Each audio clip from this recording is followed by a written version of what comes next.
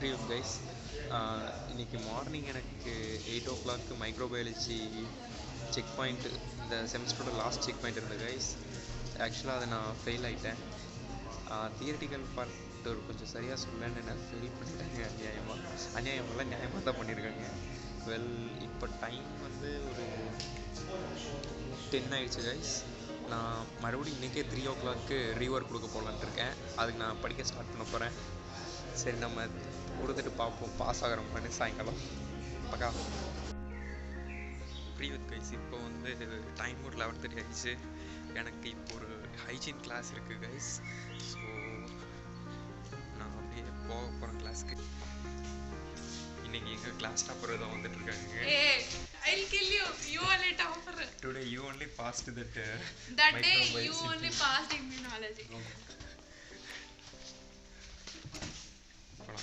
Hygiene டிபார்ட்மெண்ட்டுக்குள்ளே போயிட்டுருக்கோம்.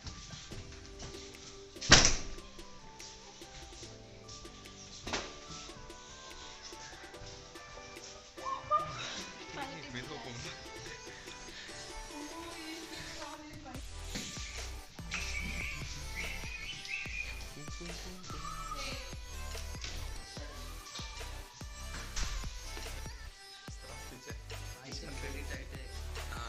Hygiene credit ஆகிட்டா எப்படி ஃபீல் பண்ணுறேன்?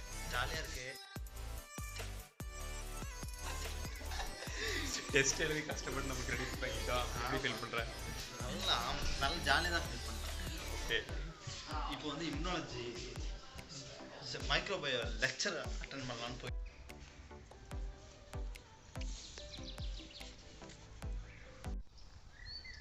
காய்ஸ், இப்போ எக்ஸாக்ட் ஒரு 5 o'clock ஆக போகுது. நான் இன்னைக்கு ஃபைனலாக எக்ஸாமெல்லாம் கிளியர் பண்ணிட்டேன், ரீடேக் கொடுத்து கைஸ். ஸோ இன்னைக்கு மைக்ரோபயோ நான் கிரெடிட் வாங்கிட்டேன். ஸோ இனிமேல் எந்த பிரச்சனையும் கிடையாது. எம்பிபிஎஸை பொறுத்த வரைக்கும் நீங்கள் பாஸ் ஆகுறீங்களா ஃபெயில் ஆகுறீங்களாங்கிறது முக்கியம் இல்லைங்க. லைக் ரீடேக்ஸ் இங்கே ரொம்ப முக்கியம். அதை நீங்கள் கரெக்டாக கொடுத்துட்டிங்கன்னா எந்த பிரச்சனையுமே கிடையாது. ரீடேக்ஸ் கொடுக்காம பயந்துகிட்டே இருந்தீங்கன்னா கண்டிப்பாக உங்களுக்கு ரீஒர்க் மெயின் எக்ஸாமும் வந்துடும். அண்டு அது கடைசியில் ஒரு பெரிய ப்ராப்ளம் போய் பிடிச்சிருங்க. ஸோ ரீடேக் கொடுக்குறத ஸ்கிப் பண்ணாதீங்க. அந்தந்த அன்னைக்கு நீங்கள் ஃபெயில் ஆகிட்டிங்கனாலும் பரவாயில்ல, கொடுத்து பாஸ் பண்ண ட்ரை பண்ணுங்கள். பக்கா.